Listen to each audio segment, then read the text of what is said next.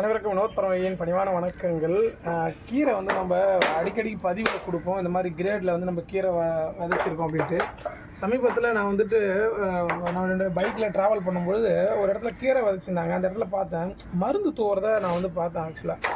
So அது வந்து நமக்கு தெரியாமல் நிறைய உணவில் நிறைய மருந்துலாம் வரும். ஆனால் இது வந்து கீரை வந்து நம்ம ஒன்றும் இல்லை, நம்ம விதைகள் வந்துட்டு நம்ம செவ்வாய்க்கிழமை சந்தையில் வாங்கிட்டு வந்துட்டு நம்ம இது மாதிரி ஒரு 10 கிரேடு நம்ம வீட்டில் நம்ம ரெடி பண்ணிட்டோம் அப்படின்னா, ஸோ குறைஞ்சது உங்களுக்கு வந்து ஒரு மாதத்துக்கான கீரைகளை நீங்களே வந்து வச்சுக்கலாம். ஒவ்வொரு டப்பாவில் இருக்கிறத நீங்கள் வந்து பயன்படுத்தலாம், ஒரு பாக்ஸில் இருக்கிறத.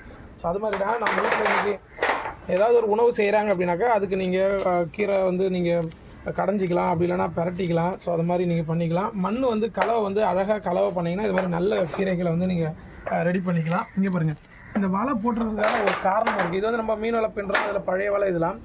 ஏன் இதை வந்து இந்த டப்பா சுற்றி போட்டுருக்கோம்னா, இந்த நம்ம வீட்டை சுற்றி பூனைகள் இருந்ததுன்னா பூனைகள் வந்து இந்த மண்ணை நோண்டிட்டு அதில் வந்து மலம் கழிச்சிட்டு போயிடும்.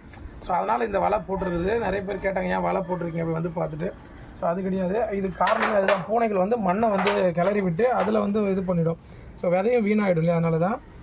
ஸோ நீங்கள் இந்த மாதிரி ட்ரை பண்ணி பாருங்கள், ரொம்ப அழகாக இருக்கும்.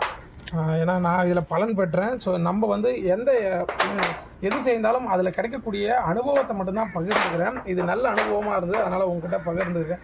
ஸோ நீங்களும் பயன்படுறதுக்காக இந்த என்னென்னலாம் பண்ணியிருக்கேன் அப்படின்றத நீங்களும் உங்கள் வீட்டு மொட்டை மாடியில் பண்ணிட்டீங்கன்னா கண்டிப்பாக நீங்கள் கீரை நீங்களே விதைச்சிக்கலாம்.